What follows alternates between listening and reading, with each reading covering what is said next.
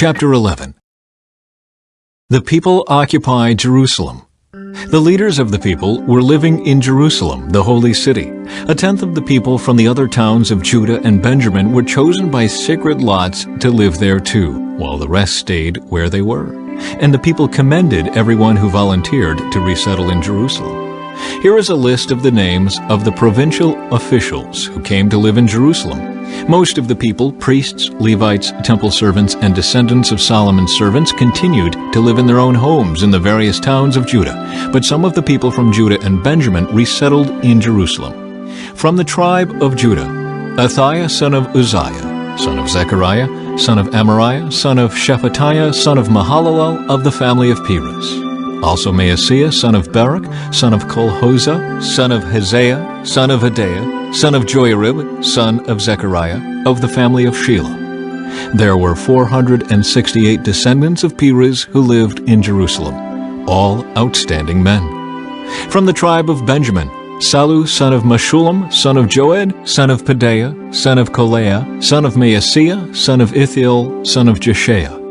After him were Gebai and Salai, and a total of 928 relatives. Their chief officer was Joel, son of Zichri, who was assisted by Judah, son of Hasenuah, second in command over the city. From the priests, Jedaiah, son of Joiarib, Jachin, and Seraiah, son of Hilkiah, son of Meshullam, son of Zadok, son of Meraioth, son of Ahitub, the supervisor of the temple of God. Also 822 of their associates who worked at the temple. Also Adaiah, son of Jeroham, son of Pelaliah, son of Amzai, son of Zechariah, son of Pashur, son of Melchijah, along with 242 of his associates, who were heads of their families. Also Amishai, son of Azarel, son of Azai, son of Meshillemoth, son of Immer, and 128 of his outstanding associates. Their chief officer was Abdiel, son of Haggedolim. From the Levites, Shemaiah, son of Hashub, son of Azrikam, son of Hashabiah, son of Bunai. Also Shabbathai and Jozabad, who were in charge of the work outside the temple of God.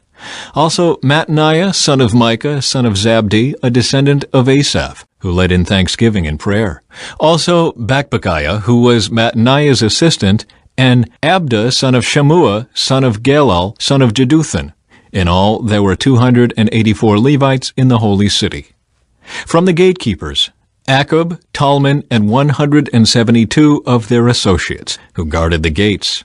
The other priests, Levites, and the rest of the Israelites lived wherever their family inheritance was located in any of the towns of Judah. The temple servants, however, whose leaders were Ziha and Gishpa, all lived on the hill of Ophel.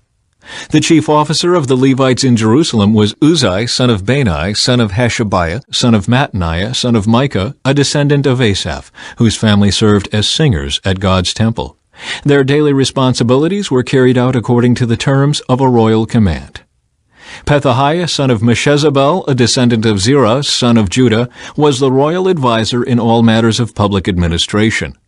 As for the surrounding villages with their open fields, some of the people of Judah lived in Kiriath Arba with its settlements, Dibon with its settlements, and Jekabzeel with its villages. They also lived in Jeshua, Moladah, Beth-Pelet, Hazar Shual, Beersheba with its settlements, Ziklag, and Machonah with its settlements. They also lived in En-Rimmon, Zorah, Jarmuth, Zanoah, and Adullam with their surrounding villages. They also lived in Lachish with its nearby fields and Azekah with its surrounding villages. So the people of Judah were living all the way from Beersheba in the south to the valley of Hinnom. Some of the people of Benjamin lived at Geba, Michmash, Aijah, and Bethel with its settlements. They also lived in Anathoth, Nob, Ananiah, Hazor, Ramah, Gittaim, Hadid, Zeboam, Neballat, Lod, Ono, and the valley of craftsmen. Some of the Levites who lived in Judah were sent to live with the tribe of Benjamin. Chapter 12. A history of the priests and Levites. Here is the list of the priests and Levites who returned with Zerubbabel son of Shealtiel and Jeshua the high priest. Seraiah, Jeremiah, Ezra, Amariah, Malluch, Hattush, Shechaniah, Haram, Meremoth, Iddo, Ginnathan, Abijah, Miniamin, Moadiah, Bilgah, Shemaiah, Joiarib, Jedaiah, Sallu, Amok, Hilkiah, and Jedaiah. These were the leaders of the priests and their associates in the days of Jeshua. The Levites who returned with them were Joshua, Binnui, Kadmiel, Sherebiah, Judah, and Mattaniah, who with his associates was in charge of the songs of thanksgiving. Their associates Bakbukiah and Unai stood opposite them during the service. Jeshua the high priest was the father of Joachim. Joachim was the father of Eliashib. Eliashib was the father of Joiada. Joiada was the father of Johanan. Johanan was the father of Jaddua. Now when Joachim was high priest, the family leaders of the priests were as follows. Meraiah was leader of the family of Seraiah. Hananiah was leader of the family of Jeremiah. Meshullam was leader of the family of Ezra. Jehohanan was leader of the family of Amariah. Jonathan was leader of the family of Moloch. Joseph was leader of the family of Shechaniah. Adnah was leader of the family of Haram. Helkai was leader of the family of Miramoth. Zechariah was leader of the family of Iddo. Meshullam was leader of the family of Ginnethon. Zichri was leader of the family of Abijah. There was also a leader of the family of Miniamin. Piltai was leader of the family of Moadiah. Shemua was leader of the family of Bilgah. Jehonathan was leader of the family of Shemaiah. Mattani was leader of the family of Joiarib. Uzai was leader of the family of Jedaiah. Kalai was leader of the family of Sallu. Eber was leader of the family of Amok. Hashabiah was leader of the family of Hilkiah. Nethanel was leader of the family of Jedaiah. A record of the Levite families was kept during the years when Eliashib, Joiada, Johanan, and Jaddua served as high priest. Another record of the priests was kept during the reign of Darius the Persian. A record of the heads of the Levite families was kept in the book of history down to the days of Johanan, the grandson of Eliashib. These were the family leaders of the Levites: Hashabiah, Sherebiah, Jeshua, Binnui, Kadmiel, and other associates who stood opposite them during the ceremonies of praise and thanksgiving, one section responding to the other, as commanded by David, the man of God. This included Mattaniah, Bakbukiah, and Obadiah. Meshullam, Talmon, and Akub were the gatekeepers in charge of the storerooms at the gates. These all served in the days of Joachim, son of Jeshua, son of Jehozadak, and in the days of Nehemiah the governor and of Ezra the priest and scribe. Dedication of Jerusalem's wall. For the dedication of the new wall of Jerusalem, the Levites throughout the land were asked to come to Jerusalem to assist in the ceremonies. They were to take part in the joyous occasion with their songs of thanksgiving and with the music of cymbals, harps, and lyres. The singers were brought together from the region around Jerusalem and from the villages of the Netophathites. They also came from Beth Gilgal and the rural areas near Geba and Asmaveth, for the singers had built their own settlements around Jerusalem. The priests and Levites first purified themselves, then they purified the people, the gates, and the wall. I led the leaders of Judah to the top of the wall and organized 2 large choirs to give thanks. One of the choirs proceeded southward along the top of the wall to the dung gate. Hoshea and half the leaders of Judah followed them, along with Azariah, Ezra, Meshullam, Judah, Benjamin, Shemaiah, and Jeremiah. Then came some priests who played trumpets, including Zechariah, son of Jonathan, son of Shemaiah, son of Mattaniah, son of Micaiah, son of Zakkur, a descendant of Asaph. And Zechariah's colleagues were Shemaiah, Azarel, Milalai, Gilalai, Maai, Nethanel, Judah, and Hanani. They used the musical instruments prescribed by David, the man of God. Ezra the scribe led this procession. At the fountain gate, they went straight up the steps on the ascent of the city wall toward the city of David. They passed the house of David and then proceeded to the water gate on the east. The second choir, giving thanks, went northward around the other way to meet them. I followed them, together with the other half of the people, along the top of the wall past the tower of the ovens to the broad wall. Then past the Ephraim gate to the old city gate, past the fish gate and the tower of Hananel, and on to the Tower of the 100. Then we continued on to the sheep gate and stopped at the guard gate. The 2 choirs that were giving thanks then proceeded to the temple of God, where they took their places. So did I, together with the group of leaders who were with me. We went together with the trumpet-playing priests, Eliakim, Maaseiah, Miniamim, Micaiah, Elioenai, Zechariah, and Hananiah, and the singers, Maaseiah, Shemaiah, Eleazar, Uzai, Jehohanan, Melchijah, Elam, and Ezer. They played and sang loudly under the direction of Jezrahiah, the choir director. Many sacrifices were offered on that joyous day, for God had given the people cause for great joy. The women and children also participated in the celebration, and the joy of the people of Jerusalem could be heard far away. Provisions for temple worship. On that day, men were appointed to be in charge of the storerooms for the offerings, the first part of the harvest, and the tithes. They were responsible to collect from the fields outside the towns the portions required by the law for the priests and Levites. For all the people of Judah took joy in the priests and Levites and their work. They performed the service of their God and the service of purification, as commanded by David and his son Solomon, and so did the singers and the gatekeepers.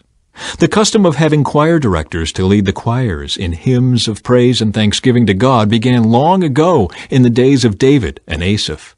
So now in the days of Zerubbabel and of Nehemiah, all Israel brought a daily supply of food for the singers, the gatekeepers, and the Levites. The Levites in turn gave a portion of what they received to the priests, the descendants of Aaron. Chapter 13. Nehemiah's various reforms. On that same day, as the book of Moses was being read to the people, the passage was found that said no Ammonite or Moabite should ever be permitted to enter the assembly of God, for they had not provided the Israelites with food and water in the wilderness. Instead, they hired Balaam to curse them, though our God turned the curse into a blessing. When this passage of the law was read, all those of foreign descent were immediately excluded from the assembly. Before this had happened, Eliashib the priest, who had been appointed as supervisor of the storerooms of the temple of our God, and who was also a relative of Tobiah, had converted a large storage room and placed it at Tobiah's disposal. The room had previously been used for storing the grain offerings, the frankincense, various articles for the temple, and the tithes of grain, new wine, and olive oil, which were prescribed for the Levites, the singers, and the gatekeepers, as well as the offerings for the priests. I was not in Jerusalem at that time, for I had returned to King Artaxerxes of Babylon in the 32nd year of his reign, though I later asked his permission to return. When I arrived back in Jerusalem, I learned about Eliashib's evil deed in providing Tobiah with a room in the courtyards of the temple of God. I became very upset and threw all of Tobiah's belongings out of the room. Then I demanded that the rooms be purified, and I brought back the articles for God's temple, the grain offerings, and the frankincense. I also discovered that the Levites had not been given their prescribed portions of food, so they and the singers who were to conduct the worship services had all returned to work their fields. I immediately confronted the leaders and demanded, "Why has the temple of God been neglected?" Then I called all the Levites back again and restored them to their proper duties. And once more all the people of Judah began bringing their tithes of grain, new wine, and olive oil to the temple storerooms. I assigned supervisors for the storerooms, Shelemiah the priest, Zadok the scribe, and Pedaiah, one of the Levites. And I appointed Hanan, son of Zakkur, and grandson of Mattaniah, as their assistant. These men had an excellent reputation, and it was their job to make honest distributions to their fellow Levites. Remember this good deed, O my God, and do not forget all that I have faithfully done for the temple of my God and its services. In those days I saw men of Judah treading out their wine presses on the Sabbath. They were also bringing in grain, loading it on donkeys, and bringing their wine, grapes, figs, and all sorts of produce to Jerusalem to sell on the Sabbath. So I rebuked them for selling their produce on that day. Some men from Tyre, who lived in Jerusalem, were bringing in fish and all kinds of merchandise. They were selling it on the Sabbath to the people of Judah, and in Jerusalem at that. So I confronted the nobles of Judah. "Why are you profaning the Sabbath in this evil way?" I asked. "Wasn't it just this sort of thing that your ancestors did that caused our God to bring all this trouble upon us and our city? Now you are bringing even more wrath upon Israel by permitting the Sabbath to be desecrated in this way." Then I commanded that the gates of Jerusalem should be shut as darkness fell every Friday evening, not to be opened until the Sabbath ended. I sent some of my own servants to guard the gates, so that no merchandise could be brought in on the Sabbath day. The merchants and tradesmen with a variety of wares camped outside Jerusalem once or twice, but I spoke sharply to them and said, "What are you doing out here, camping around the wall? If you do this again, I will arrest you." And that was the last time they came on the Sabbath. Then I commanded the Levites to purify themselves and to guard the gates in order to preserve the holiness of the Sabbath. Remember this good deed also, O my God. Have compassion on me according to your great and unfailing love. About the same time I realized that some of the men of Judah had married women from Ashdod, Ammon, and Moab. Furthermore, half their children spoke the language of Ashdod or of some other people and could not speak the language of Judah at all. So I confronted them and called down curses on them. I beat some of them and pulled out their hair. I made them swear in the name of God that they would not let their children intermarry with the pagan people of the land. Wasn't this exactly what led King Solomon of Israel into sin? I demanded. There was no king from any nation who could compare to him, and God loved him and made him king over all Israel, but even he was led into sin by his foreign wives. How could you even think of committing this sinful deed and acting unfaithfully toward God by marrying foreign women? One of the sons of Joiada, son of Eliashib, the high priest, had married a daughter of Sanballat the Horonite, so I banished him from my presence. Remember them, O my God, for they have defiled the priesthood and the solemn vows of the priests and Levites. So I purged out everything foreign and assigned tasks to the priests and Levites, making certain that each knew his work. I also made sure that the supply of wood for the altar and the first portions of the harvest were brought at the proper times. Remember this in my favor, O my God.